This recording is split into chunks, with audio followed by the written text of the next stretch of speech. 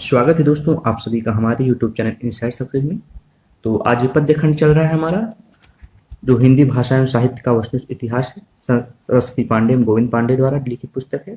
उसका दूसरा खंड आज पाठ है हमारा, आदिकाल चलेगा।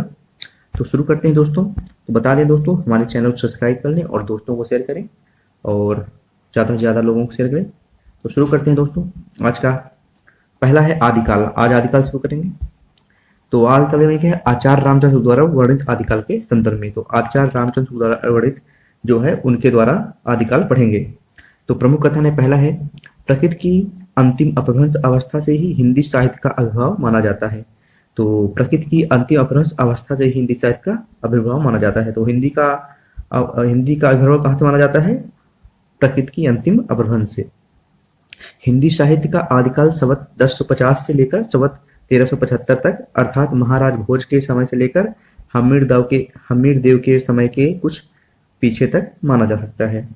तो हिंदी साहित्य का आदिकाल का समय कब माना जाता है? 1050 संवत से 1375 संवत तक। और इसका मतलब क्या हुआ? महाराज भोज के समय से लेकर हमीरदेव के समय के बीच तक। आगे है, राजाश्रित कवि और चारण जिस प्रकार नीत श्रृंगार आदि के फुटकल दोहे राजसभाओं में सुनाए करते थे, उसी प्रकार अपने आश्रयदाता राजाओं के पराक्रमपूर्ण चरित्रों या गाथाओं का वर्णन भी करते थे। यही परंपरा रासों के नाम से पाई जाती है, जिसे लक्ष्य करके इस काल को हमने वीरगाथा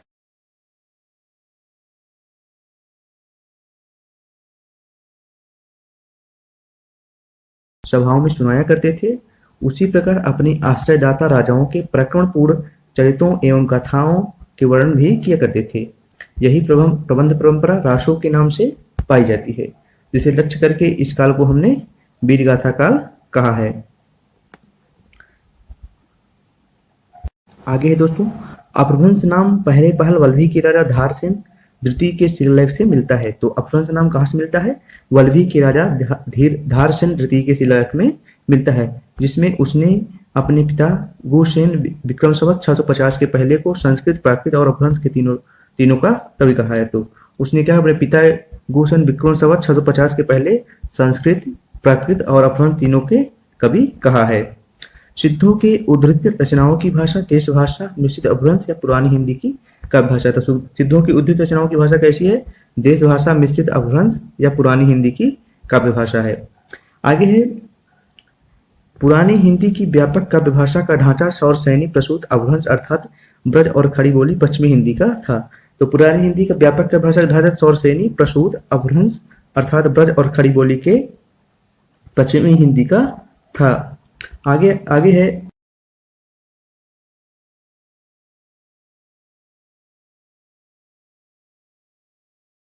संकेत बताया है वैसे ही विद्यापति के इन पदों में।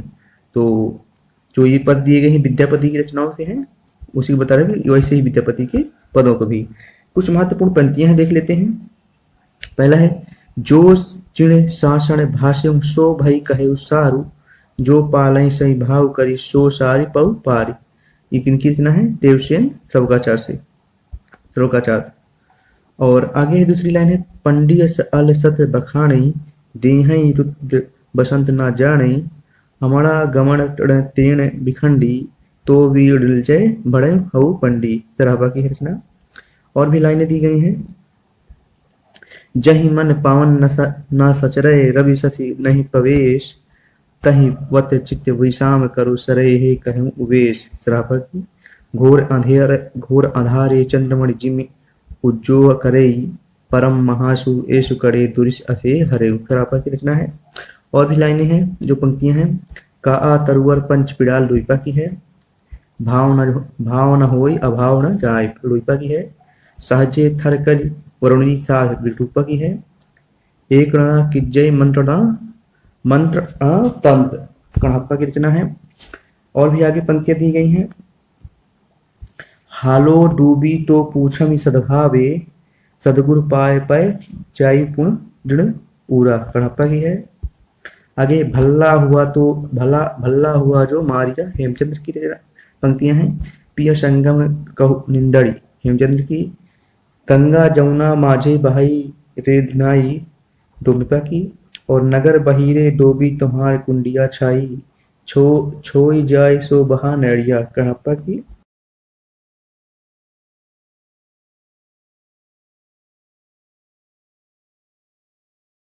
देशील बैना सब जन मिठा ते तैसन जपहु अभट्टा, विद्यापति की ये पंक्तियां हैं। और भी हैं, हिंदू बोले दूर है निकार छोटे तरुका बल्कि मार, विद्यापति की सा की। आगे भी रचना है, लाइनें हैं जो, मानव कला संस्थान कला 1600 बन्नी, बिगस कमार कमर स्त्रिंग भ्रमर बेन कंजन, मृग लट्टू पृथ्वीराज राशों से ली गई हैं पंक्तियां। और भी आगे हैं, और भी लाइनें हैं जैसे कि, भज्जिय घोर निशान रान चौहान चहो दिस, पृथ्वीराज राशों से। उट्टिट राज पृथ्वीराज बाग मानो लग विट नट, पृथ्वीराज राशों से भी पंक्तियां हैं। और भी हैं, 12 बरस लय कुकर जिए और 13 लो जिए सियार, बारस अठा बारिश 18 छत्र जिए आगे जीवन को धिक्कार, जग्नि किए, ये पंक्तियां हैं। आगे पंक्तियां हैं, एक थाल मोती से भरा अमीर खुसरो की, एक नारक ने अजरस किया अमीर खुसरो की, गोरी सेवे सेज पर मुख पर डारे केश अमीर खुसरो की पंक्तियां हैं। मेरा जुगला नवलेवरा भयो लुगलाल अमीर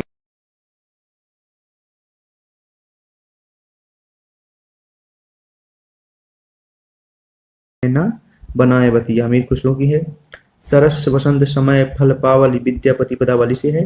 काली कहल पीले सजहरे जाय मरु, जाय मई मरु देश, विद्यापति पदावली से दी गई है।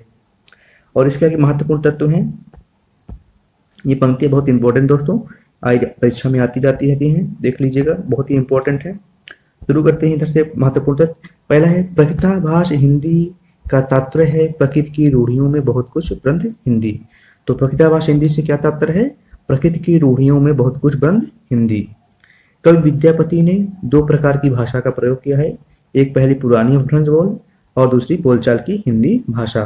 तो विद्यापति ने कितनी भाषा प्रयोग किया है, दो भाषा प्रयोग किए हैं, पहली है पुरानी अपभ्रंश और दूसरी है बोलचाल की देसी भाषा।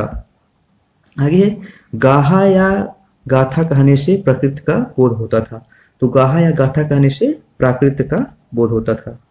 दोहा या दूहा कहने से अपभ्रंश या लोक प्रचलित काव्य भाषा का बोध होता था। तो दोहा या दूहा कहने से अपभ्रंश भाषा का बोध होता था।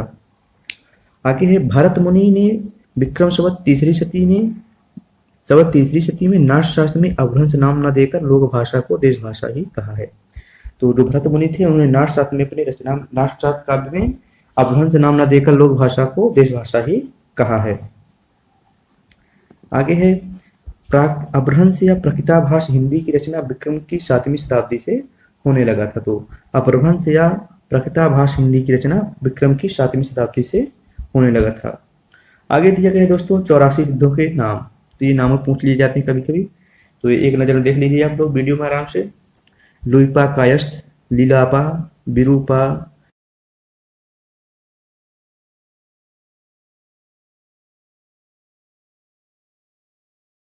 रक्षपा, चोरगिपा राजकुमार, बिड़ापा राजकुमार, शांतिपा ब्राह्मण, तांतिपा तांतवा, चमारिपा चर्मकार, खड़गपा शूद्र, नागार्जुन ब्राह्मण, कणपा कायस्थ, कर्णरिपा, थगनपा शूद्र, नरोपा ब्राह्मण, शलीपा शूद्र, तिलोपा ब्राह्मण, छत्रपा शूद्र, भद्रपा ब्राह्मण, दोगतिपा, अधोगिपा बृहपति, कालपा, धूमिपा,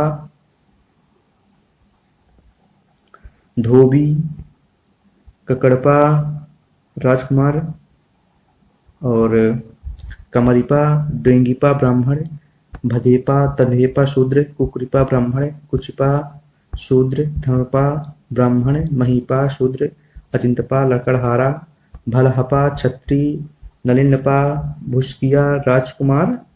और आगे हैं, इंद्रभूति राजा, मिकोपा वणिक, कुटिलपा कमरिपा लोहार, जलंधरपा ब्राह्मण, राहुलपा शूद्र, मेदिनीपा, धर्विपा लोकरिपा शूद्र, पंकजपा ब्राह्मण, घटप्पा छत्री। 53वें हैं जोगिपा द्रोम, 54वें हैं चेकलू।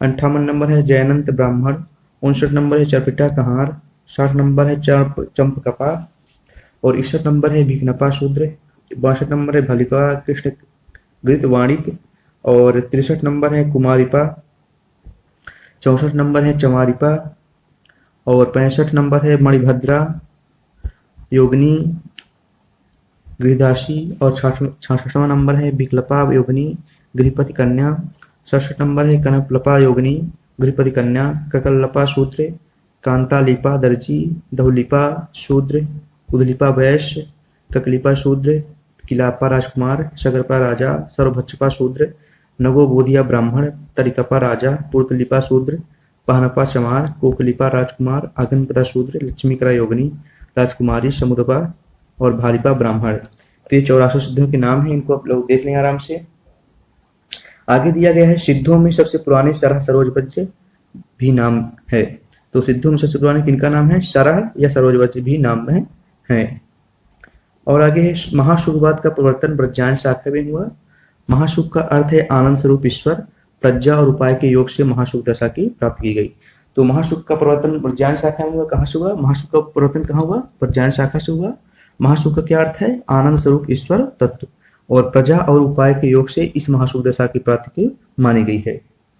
आगे है गोरखनाथ की नाथ पंथ मूल रूप से ब्रह्मज्ञान शाखा का ही एक रूप है। तो जो गोरखनाथ का नाथ पंथ है वो ब्रह्मज्ञान शाखा का ही एक रूप है। आगे है गोरखनाथ ने पतंजलि के उच्च लक्ष्य ईश्वर प्राप्ति को लेकर हठ योग का प्रवर्तन किया। तो गोरखनाथ ने पतंजलि के उच्च लक्ष्य ईश्वर प्राप्ति को लेकर हठ योग का प्रवर्तन किया। आगे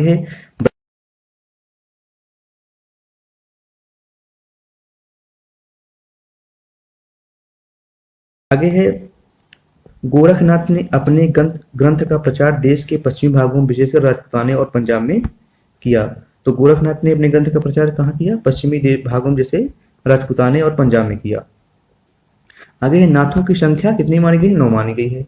लोग इन्हें नवनाथ भी कहते हैं। तो नाथों की संख्या 9 मानी गई है और इन्हें नवनाथ कहते हैं। गोरक्ष सिद्धांत संग्रह में इन नाम का निम्न क्रम में बताया गया है। तो जो गोरक्ष सिद्धांत संग्रह है उसमें इनका नाम निम्न क्रम बताया गया है। पहले में आते हैं नागार्जुन, जड़भरत, हरिश्चंद्र, सत्यनाथ, भीमनाथ, गोरक्षनाथ, चरपट, जलंधर और माल्या अर्जुन।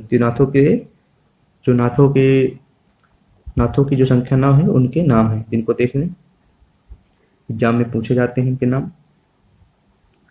आगे चलते हैं दोस्तों अपभ्रंश साहित्य। तो शुरू करते हैं अपभ्रंश साहित्य को। तो अपभ्रंश साहित्य शुरू करते हैं। डॉक्टर राम कुमार वर्मा ने अपभ्रंश भाषा के कवि स्वयंभू को हिंदी का प्रथम कवि माना है।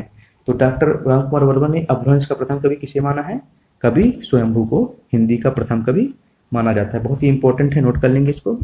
स्वयंभू को हिंदी का प्रथम कवि माना है, किसने माना है? राम कुमार वर्मा ने माना है।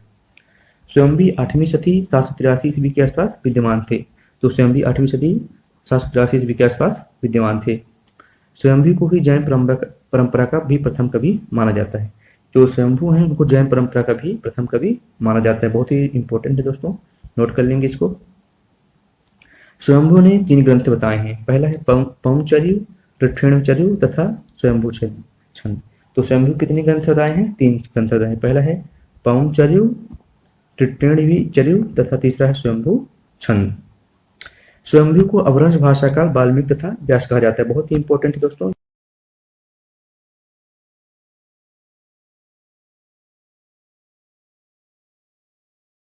भाषा का वाल्मीकि तथा व्यास किसे कहा गया है?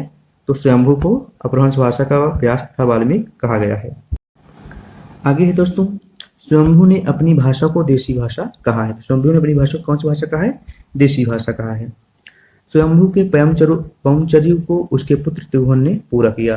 तो स्वयंभू को जो काव्य था पौंचर्यु किसने पूरा किया? उनके पुत्र त्रिभुवन ने पूरा किया। इंपॉर्टेंट दोस्तों, नोट करेंगे। पौंचर्यु में राम का चरित्र का विस्तार वर्णित है। तो पौंचर्यु किनका चित्रण है? तो राम का।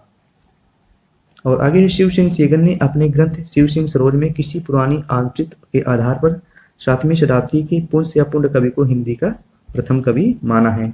तो शिव सिंह सेगन ने अपने ग्रंथ शिव सिंह सरोज में हिंदी का प्रथम कवि किसे माना है? पुष्प और पुंड को माना है। बहुत ही इंपॉर्टेंट दोस्तों, नोट कर लेंगे। तो शिव सिंह सेगन के हिसाब से पहला हिंदी का प्रथम कवि कौन है? पुष्प या पुंड। आगे देखते हैं दोस्तों, हजारी प्रसाद द्विवेदी ने यह पुष्प हजारी प्रसाद द्विवेदी के अनुसार यह पुष्प संभवतः अपभ्रंश का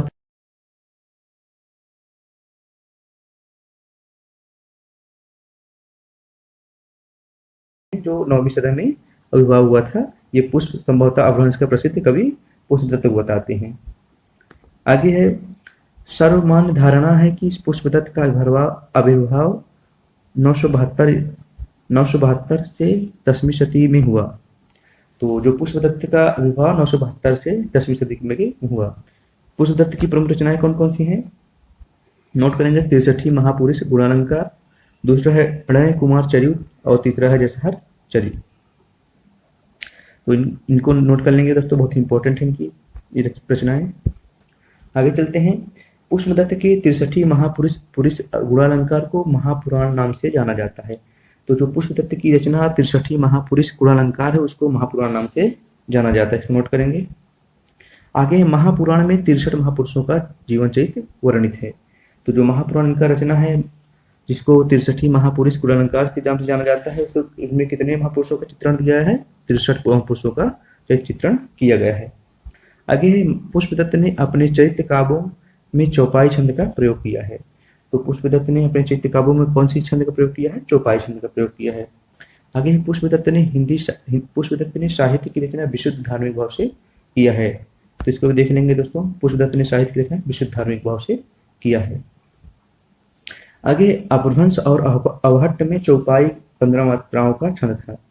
तो अपभ्रंश और अवहट्ट चौपाई में कितनी मात्राएं थी, 15 मात्राओं का छंद था। आगे पुष्पदत्त को हिंदी का भवभूत भी कहा जाता है। तो हिंदी का भवभूत किसे कहा जाता है, पुष्पदत्त को। बहुत ही इंपॉर्टेंट दोस्तों, बहुत ही इंपॉर्टेंट, देख लेंगे, नोट करेंगे। पुष्पदत्त को हिंदी का भवभूत कहा जाता है।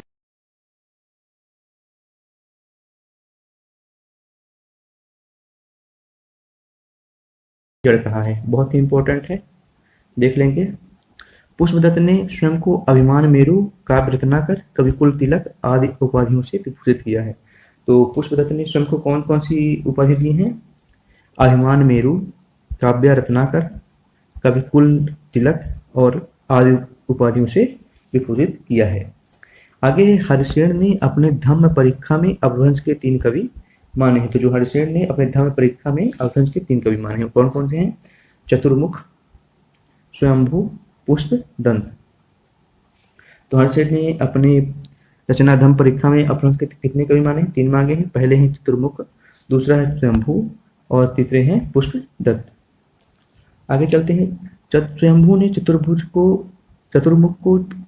को पंधड़ियां बंध का प्रवर्तक तथा सर्वश्रेष्ठ कवि कहा है। तो स्वयंभू ने चतुर्मुख को पंधड़िया बंध का प्रवर्तक तथा सर्वश्रेष्ठ कवि कहा है। तो पंधड़िया बंध का प्रवर्तक किसे माना गया है, स्वयंभू के अनुसार चतुर्मुख को माना गया है और सर्वश्रेष्ठ कवि भी माने हैं। आगे है, परधरी 16 मात्रा का मात्रिक छंद है। परधरी 16 मात्रा का मात्रिक छंद है। इस छंद का नाम इस पद्धति पर लिखे जाने वाले काव्य को पधड़िया बंध कहा गया है। तो जो परधरी है वो 16 मात्रिक का छंद है। इस छंद में जो लिखी गई रचना है उसे काव्य को पधड़िया कहा गया है। आगे है, पुष्पदत्त ने मान्यखेट के प्रतापी राजा कर्ण के महात्मात भीम के सभी सभा कवि थे। तो पुष्पदत्त मान्यखेट के प्रतापी राजा कर्ण के महामात्य भीम के सभा के कवि थे। ये पुष्पदत्त के बारे में नोट देख लेंगे। धनपाल वाक्यपतिराज मुंज के कवि सभा रत्न थे, जिन्हें मुंज ने सरस्वती की उपाधि दी। तो जो सरस्वती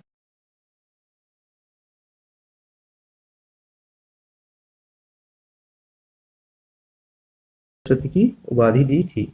तो मुंज ने इनको कौन सी उपाधि दी थी, सरस्वती की उपाधि दी थी। किनको दी थी, धनपाल वाक्यपति राज को। देख लेंगे।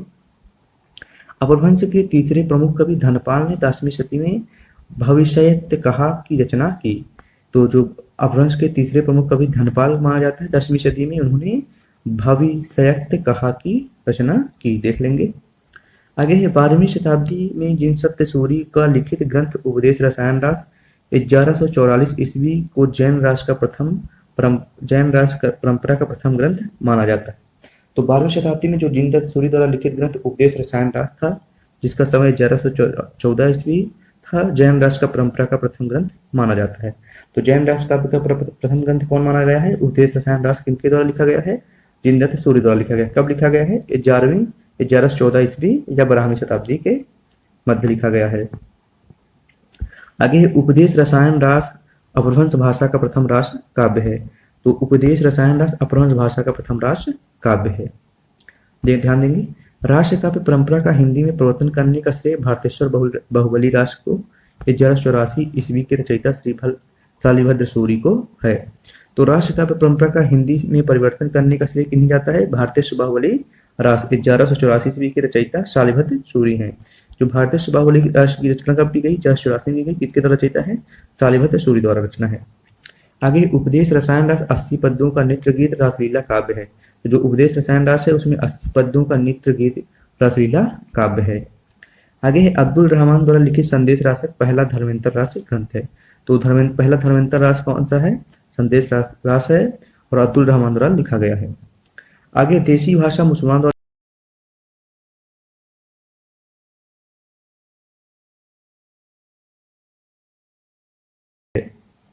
एक बार पुनः ध्यान देंगे, देशी भाषा में किसी मुसलमान द्वारा लिखित प्रथम काव्य ग्रंथ कौन सा है? संदेश रासक है। आगे है संदेश रासक एक खंड काव्य है जिसमें विक्रमपुर की एक वियोगिनी के विरह की कथा वर्णित है। तो संदेश रासक के एक खंड काव्य है जिसमें विक्रमपुर की एक वियोगिनी की विरह की कथा वर्णित है। आगे विद्वानों ने उसका समय 12वीं सदी का उत्तरार्ध और 13वीं सदी का आरंभ माना है। तो संदेश रासक का कौन सा समय माना गया है? 12वीं सदी का उत्तरार्ध और 13वीं सदी का आरंभ माना है। आगे मुनिराम सिंह जैन साहित्य में सर्वश्रेष्ठ रहस्यवादी कवि कहे गए जाते हैं। तो जो मुनिराम सिंह जैन है उन्हें जैन साहित्य में सर्वश्रेष्ठ कवि रहस्यवादी कवि कहे गए हैं। आगे डॉक्टर हीलालाल मुनि राम सिंह का आविर्भाव काल सन 1057 के लगभग मानते हैं। तो डॉक्टर हीलालाल मुनि ने राम सिंह का आविर्भाव काल कब माना है? 1057 के लगभग माना है। मुनिराम सिंह ने पहुड़ दोहा की रचना की। तो मुनिराम सिंह ने कौन सी रचना की? पहुड़ दोहा नाम की रचना की। आगे अपभ्रंश भाषा में दोहा काव्य का आरंभ 6वीं शताब्दी के कवि जोइंदू से माना जाता है। तो जो अपभ्रंश भाषा में दोहा काव्य का आरंभ 6वीं शताब्दी कवि जोइंदू से माना जाता है। तो अपभ्रंश में दोहा काव्य का आरंभ कब माना जाता है? 6वीं शताब्दी कवि जोइंदू से माना जाता है। आगे जोइंदू ने 2 पुस्तक की रचना की। तो जोइंदू ने कितने पुस्तकों की रचना की? 2 पुस्तकों की रचना की। पहला है परमार्थ प्रकाश और दूसरा है योगसार। तो जोइंदू द्वारा लिखित पुस्तकें कौन कौन सी है? पहला है परमार्थ प्रकाश और दूसरा है योगसार। आगे है जॉर्ज गियर्सन ने आदिकाल के अंतर्गत 9 कवियों को शामिल किया। जॉर्ज गियर्सन ने आदिकाल के अंदर कितने कवियों को शामिल किया? 9 कवियों को शामिल किया। कौन कौन थे? पुष्प कवि, खुमान सिंह, केदार, कुमारपाल, अनन्यदास, चंद, याग्निक, तरंगधर एवं जोधराज। तो जॉर्ज गियर्सन ने कितने कवियों को शामिल किया? 9 कवियों को शामिल किया। कौन कौन थे? तो एक बार देख लेंगे, पुष्प कवि, खुमान सिंह, केदार, कुमारपाल, अनन्यदास, चंद, याग्निक, तरंगधर एवं जोधराज थे। आगे चलते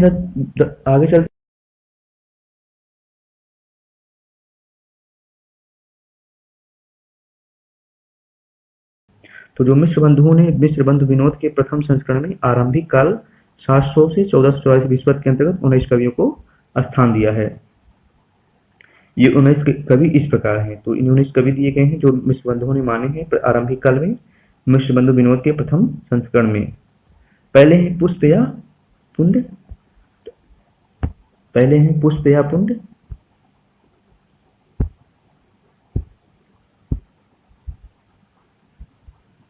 रचना अज्जाद 720 विक्रम संवत में।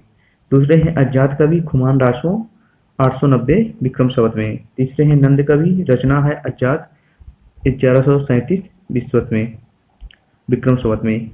और है मसूद, रचना है जात 1180 विक्रम संवत में।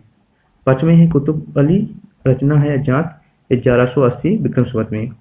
छठे हैं साइदान चारण संभवतसार 1195 विक्रम संवत में। सातवें हैं अकरम फैज वर्तमान 1205 से 58 विक्रम संवत तक। आठवें हैं चंद्र पृथ्वीराज रासो 1225 से 49 विक्रम संवत तक। अगले हैं जागनिक आल्हा, इनका कोई समय तो नहीं दिया है। केदारनाथ कवि, इनका कुछ नहीं दिया है, जात है और इनका जो समय वो भी अज्ञात है। 11 में है वरदार वेणी अज्ञात है 1225 विक्रम संवत। 12 में है झल्लन जिनका कोई समय सीमा नहीं दिया गया है, और 13 में है भूपत भागवत दशम स्कंद भाषा 1344 विक्रम संवत। 14 में है नरपति नाल पिछलभ देव रासो 1354 विक्रम संवत। और 15 में है नाल सिंह विजयपाल रासो 1355 विक्रम संवत। 16 में है रंगधर हमीर काग 1357 विक्रम संवत। अमीर खुश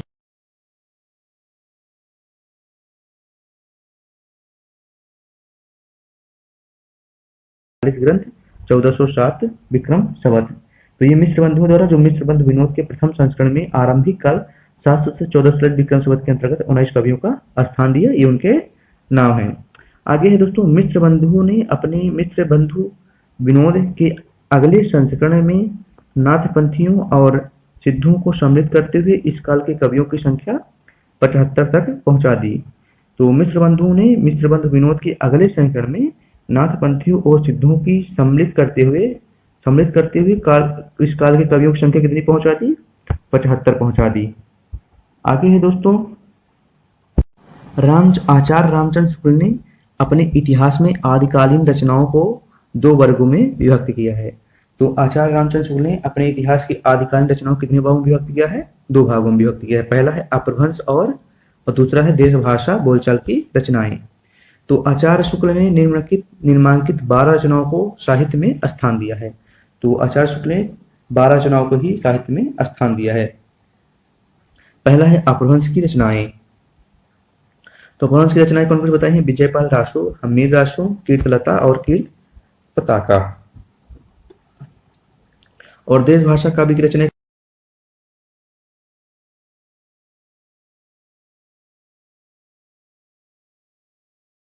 रासो आल्हा का मूल रूप, खुसरो की पहेलियां और विद्यापति की पदावली। आगे दोस्तों, आचार्य हजारी प्रसाद द्विवेदी ने आदिकाल के अंतर्गत 9 कवियों को शामिल किया। तो हजारी प्रसाद ने आदिकाल के अंदर कितने कवियों को शामिल किया? 9 कवियों को शामिल किया गया है। हेमचंद्र गुजरात के सोलंकी राजा सिद्धराज जयसिंह और उनके भतीजे कुमारपाल के राज दरबार में रहते थे। तो हेमराज गुजरात के सोलंकी राजा सिद्धराज जयसिंह और उनके भतीजे कुमारपाल के राज दरबार में रहते थे। हेमचंद्र को प्रकृति का पाणिनि भी कहा जाता है, ध्यान रखेंगे। अपभ्रंश का पाणिनि भी कहते हैं हेमचंद्र को। आगे है आचार्य व्याकरण का नाम सिद्ध हेमचंद्र शब्दानुसार था। तो आचार्य के व्याकरण का नाम सिद्ध हेमचंद्र शब्दानुशासन था, ध्यान रखेंगे। हेमचंद्र का व्याकरण सिद्ध हेम नाम से प्रसिद्ध हुआ।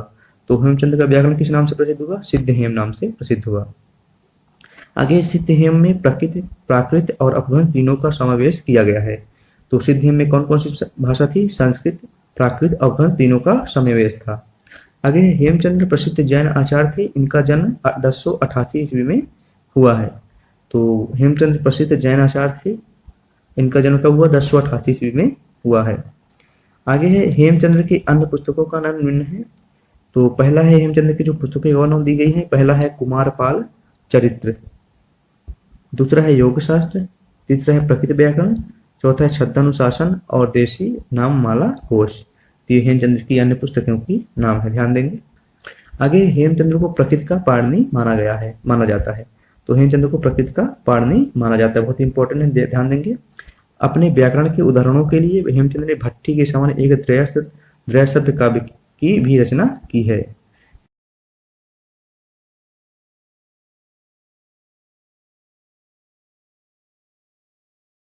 जैन साधु थे जिनका आविर्भाव 1252 से विक्रम संवत में माना जाता है। तो जो सोमप्रभ सूरी हैं वो गुजरात के एक प्रसिद्ध जैन साधु थे जिनका जन्म 1225 विक्रम संवत में माना जाता है। आगे सोमप्रभ सूरी ने कुमारपाल प्रतिबोध 1241 विक्रम संवत नाम का एक गद्य पद्यमय संस्कृत प्रकृति काव्य लिखा। तो सोमप्रभ सूरी ने कुमारपाल प्रतिबोध 1241 विक्रम संवत के आसपास गद्य पद्यमय संस्कृत प्रकृति काव्य लिखा। ध्यान देंगे। आगे है जैनाचार्य मृतंग ने शवत 1361 में, तो जैनाचार्य मृतंग ने शवत 1361 में प्रबंध चिंतामणि नामक एक ग्रंथ की संस्कृत भाषा में की रचना की। तो जैनाचार्य मृतंग ने शवत 1361 में प्रबंध चिंतामणि नामक एक ग्रंथ की संस्कृत भाषा में रचना की थी। ध्यान देंगे, जैनाचार्य मृतंग की रचना कौन सी है? प्रबंध चिंतामणि। आगे है प्रबंध चिंतामणि में कुछ दोहे मालवा नरेश राजा भोज के चचा चाचा भुंज मुंज के कहे हुए हैं। तो जो प्रबंध चिंतामणि रचना है जैनाचार्य पुतंगे, तो उसमें कुछ दोहे दिए गए हैं जो मालवा नरेश राजा भोज के चाचा मुंज के कहे हुए हैं। आगे प्रबंध चिंतामणि में दुहा विद्या में विवाद करने वाले 2 चरणों की कथा आई है। प्रबंध चिंतामणि में दुहा विद्या विवाद करने वाले 2 चरणों की कथा आई है, इसलिए अपभ्रंश काव्य को दुहा विद्या भी कहा जाता है, इसलिए इसे अपभ्रंश काव्य का दुहा विद्या भी कहा जाने लगा है। आगे है अपभ्रंश से पूर्व दुहा का प्रयोग नहीं होता था। तो अपभ्रंश से पहले दुहा का प्रयोग नहीं होता था। आगे है लक्ष्मीधर ने 14वीं शताब्दी के अंत में प्रकृत पैगलम नामक एक ग्रंथ का संग्रह किया। तो लक्ष्मीधर ने 14वीं शताब्दी के अंत में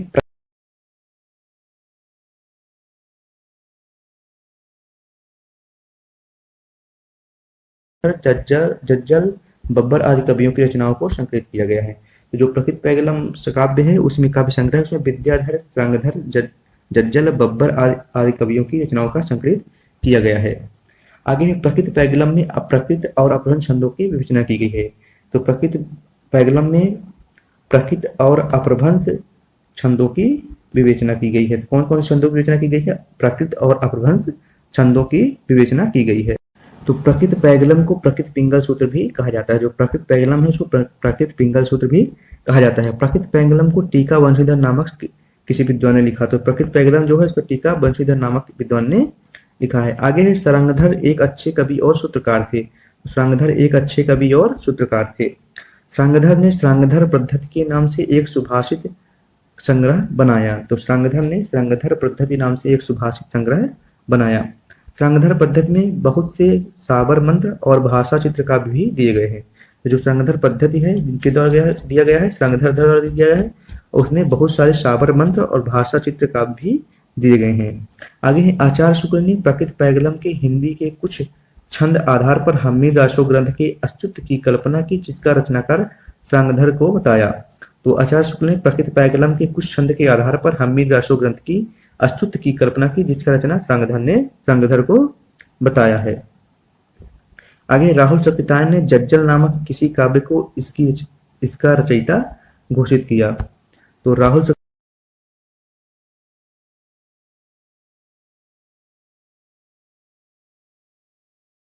अमीर का विकृत रूप है जो किसी पात्र का ना होकर एक विशेषण के रूप में प्रयुक्त होता है। तो ध्यान देंगे हजारी प्रसाद द्वारा क्या कहता है, हमीर शब्द अमीर का विकृत रूप है जो किसी पात्र का ना होकर एक विशेषण के रूप में प्रयुक्त होता है। आगे शिव सिंह सेंगर के अनुसार चंद्र और औलाद में श्रृंगधर कवि हुए थे, जिन्होंने हम्मीर गैरा और हम्मीर काव्य भाषा में बनाया था। तो शिव सिंह सेंगर के अनुसार चंद्र की औलाद में श्रृंगधर कवि हुए थे, जिन्होंने हम्मीर गैरा और हम्मीर काव्य भाषा में बनाया था। आगे श्रृंगधर पद्धति संस्कृत भाषा में लिखा गया एक पद्यकोश है, किंतु बीच बीच में तेज भाषा के वाक्य भी आए हैं। तो जो श्रृंगधर कृति है, श्रृंगधर पद्धति है, जो श्रृंगधर द्वारा रचित रचना कौन सी श्रृंगधर पद्धति है, संस्कृत भाषा में लिखा गया एक पद्यकोश है, किंतु बीच बीच में देसी भाषा के वाक्य भी आए हैं। जो उनकी रचना है वो संस्कृत में की गई है, लेकिन देसी भाषा के शब्दों का वाक्यों का प्रयोग किया गया है। आगे श्रीमल्ल देव राजा की प्रशंसा में श्रृंगधर पद्धति में श्रीकंठ पंडित का संग्रहित यह श्लोक उल्लेख योग्य है। तो जो श्रीमल्ल देव राजा की प्रशंसा में श्रृंगधर पद्धति में श्रीकंठ पंडित का संग्रहित यह श्लोक योग्य है। कौन सा श्लोक है? नूनम बादलम छाई खे पशरी निस्त्राणम सद्दः खारः शत्रुम प्राणी लुटालित्रोड़ हसिनो एवं भट्टाल भणन्त्यान्तुप्त भटाः झूठे गर्भरा मखालिसा सोरे कंतमेरे कहे कंठे पाग निवेश जहां शरणम श्री मल्लदेव विमुखम। तो डॉक्टर बच्चन सिंह ने अनुमानता व्यक्त किया है कि श्रृंगधर कुंडलियों छंद के प्रथम प्रयोक्ता हैं।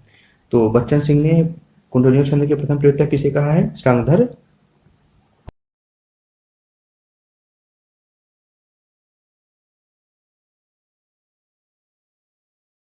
साथ शुरू करेंगे, तो तब तक हमारे चैनल को सब्सक्राइब करें और दोस्तों को शेयर करें और ज़्यादा से ज़्यादा लाइक और शेयर करें। धन्यवाद। अब पार्ट 3 में हम बात करेंगे सिद्ध साहित्य की।